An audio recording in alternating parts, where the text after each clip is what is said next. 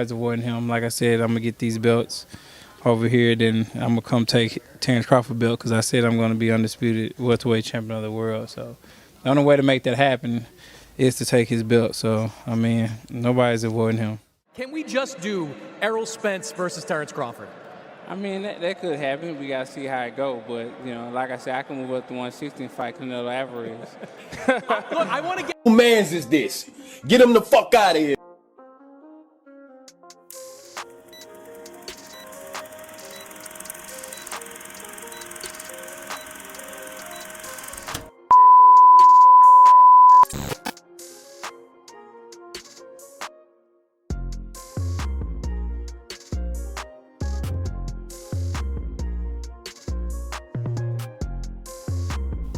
So what I do, YouTube? It's your boy King David in this thing, and I'm back at y'all again with another video. Okay, so before we get going on the video, man, y'all know what to do. Go ahead, hit the like button, and if you're new here, be sure to subscribe one time for your boy, so we can continue to grow like we need to grow on this channel. You know what I mean? So yes, sir, man. You know, y'all see what the title of the video is, man. Disgusting. Absolutely disgusting. You know, just when I think the WBC has hit their peak when it comes to sliminess, when it comes to unethical behavior, when it comes to lack of scruples, lack of morals, lack of integrity, just when I think the WBC has hit their limit, just when I think they've reached their peak, right, of bullshit, they take it to the next level. They take it to the next plateau, right? They elevate their game when it comes to sliminess. I mean, it's not bad enough that y'all created a Black Lives Matter belt, right?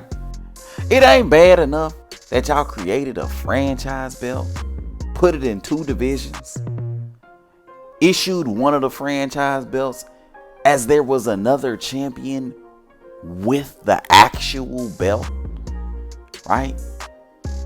It wasn't bad enough that you did those things. It wasn't bad enough that you added a Bridgerweight division, right? It wasn't bad enough that you added a transgender division. It wasn't bad enough that you did all these things, right? You gonna take it to the next level, right? And y'all know what I mean. It really looks like the WBC is going to allow this Errol Spence versus Keith Thurman fight at 154 pounds, which would be junior middleweight. It really looks as if the WBC is going to allow that fight to not only take place, but satisfy the mandatory obligation for the WBC, which is absolutely ridiculous, right?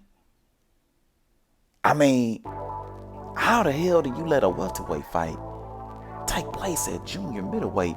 The math ain't mathing, right? But don't take my word for it, man.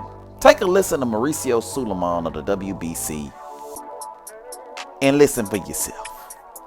In the case of Errol Spence and Keith Thurman, the fight is taking place at 54. Will that still satisfy the mandatory for the WBC, or is that on hold? Well, that's a fight that the WBC ordered, and it's a great fight between 2 top-level fighters. It is not now new that it's going to be over the weight. We will wait until the fight takes place, and we will assess after the event to see what has happened. The WBC has been a strong supporter to see Spence Crawford, and we had... Mauricio Sulaiman's full of shit, y'all. This man full of shit, bro. You know how I know this man full of shit, bro? Why are you not giving a direct answer? Why are you not giving a direct answer to the question? Right? Will it satisfy the mandatory or not? Why are you not giving a direct answer? Right? Basically, this nigga is saying, we'll see.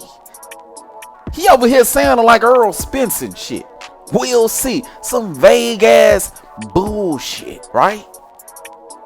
That's how you know this nigga's full of shit. But we can read in between the lines. I mean, Because if it's we'll see, then 9 times out of 10, that's a yes, right? But you can tell that he knows that this is some bullshit because he immediately deflects and defers the question to Spence versus Crawford, right? It goes from, yeah, I'm about to let a welterweight fight take place at junior middleweight. It immediately goes from that to Spence versus Crawford. But what the fuck does that got to do with you allowing this fight to take place at junior middleweight for a welterweight mandatory bout, right? Complete deflection. I don't care how you niggas want to spin it, remix it, revise it. I don't care how you niggas want to do it. The fact of the matter is, Bud Crawford versus Errol Spence Jr. fight / negotiations has absolutely nothing to do with the WBC's determination to let this fight take place at 154 pounds. Point blank, period. Right? Point blank, period. You know what I mean? Complete sleazeball, disgusting behavior. The WBC got absolutely no scruples, no morals, no integrity whatsoever. No way you would allow this kind of shit to take place if that was the case, right? There's no way you would allow a Bridgerweight division. There's no way you would allow a Black Lives Matter belt. There's no way you would allow a franchise belt and then have integrity, right? Absolutely no way. Completely and utterly ridiculous by the WBC, but let's keep it going though. All the flexibility, when that did not materialize and Crawford decided to fight, take another fight, the WBC ordered the mandatory, which is Thurman. Now it's in over the 147 division. We will see what happens after the fight.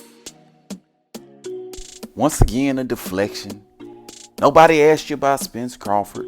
Nobody, and I do mean nobody. The question is about whether or not you're going to allow Errol Spence to satisfy a mandatory at 147 and 154, right?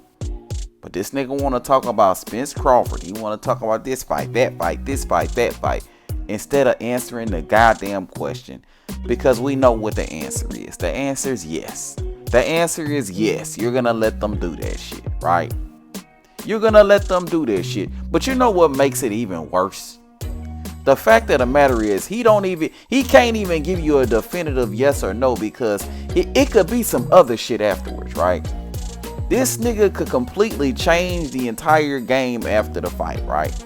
He don't even want to say what they gonna do because they literally are making it up as they go along, and I think that's just horrible for the sport of boxing, bro. But let's keep it going.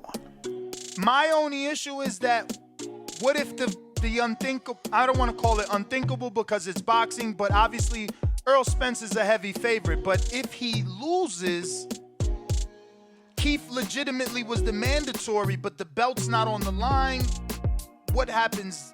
Do you even know, or is that something that Yeah, it has to be with the decision of not only the winner, but both fighters, if they are going to continue in 154 or come back to 147. So that is the main topic. After the fight, maybe Spence decides to stay in 154. Thurman maybe decides to stay 154. We will see what happens. This is absolutely ridiculous. Absolutely ridiculous, y'all. So pretty much what I got from that is that this is just a money fight. This is a money fight without the money, right? If we keeping it real, ain't nobody paying to see this shit, right? So what's really the purpose of it? What's really the purpose of it? I'd be surprised if this motherfucker do more than 200,000 pay-per-view buys. I'd be surprised. I'd be surprised if it do over 100, right?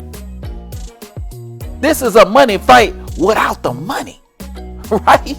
Because we know who the real, we know the real money fight. We know what Errol Spence would do if he wanted a real money fight. He would get in the ring with a Terrence Bud Crawford. But instead, He's going for the fake money fight with a Keith one-time Thurman, right? He's going for the fake money fight, right? But I know what the Spence fanatics are going to say. But KD, it's still a mandatory, KD. Even if it's at 154, it's a mandatory, KD. But is it really a mandatory? Is it really a mandatory, right? Because if the WBC is bending over backwards, if they doing all these, they making all these special exemptions, they making all these concessions in order to allow Errol Spence to fight at 154 pounds for a mandatory obligation at 147 pounds. If they allowing Errol Spence to do all these things, you mean to tell me they won't allow Errol Spence to get in the ring with anybody else? They won't allow Errol Spence to get in the ring with a Jerron Boots Ennis. He can't file a special exemption in order to get Jerron Boots Ennis in the ring, or a Stanionis in the ring, and of course Terrence Bud Crawford in the ring, right? Is it really a mandatory when it's not? I mean, hell, if you want to say that Errol Spence can't make the weight no more and he's having issues with the weight, then why can't he fight a 154 pounder, right? Couldn't he accomplish the same goal by fighting a 154 pounder that's ranked up there in the WBC? Why is he not doing that? Why is he fighting the guy who he said he would never fight, right? He was forced to fight Keith Thurman, KD, because Bud Crawford ducked out of the fight. So we know that's cap. You know what I mean? We already know that's some cap ass shit, because again, you can negotiate a fight for next year and still take a fight this year. Just facts. Bud taking another fight doesn't mean he ducked out of negotiations. But let's let you niggas have it for right now, right? So there's no other fighter on the planet Earth that Errol Spence can fight except the Keith one-time Thurman. Is that what y'all trying to tell me? The WBC letting this man fight a welterweight bout at junior middleweight, but they won't allow for Errol Spence to fight anybody else from 147 pounds up to 154 pounds, right? Yeah, okay. The fact of the matter is, this is a meaningless fight. This is a complete meaningless fight, right? Errol Spence didn't have to fight Keith Thurman. Errol Spence could have fought anybody he wanted to, right? But chose to fight Keith Thurman. He chose to fight Keith Thurman because Keith Thurman offers him the path of least resistance, aka the easy route, right? He chose to fight Keith Thurman not out of necessity, but convenience. And those are the facts, right? And while taking the path of least resistance, Errol Spence in the WBC completely slapped the entire sport of boxing in the face with this trash ass fight, right? Not only giving us a fight that we don't want to see, but by also holding up the entire welterweight division with nonsense, right? I mean, there's no limit to the level of slime that the WBC can produce. Not only by creating a bridgerweight division, not only by creating a Black Lives Matter belt, not only by doing a transgender division, right? Not only by creating a franchise belt, but by allowing anybody to fight at whatever weight class for whatever belt, right?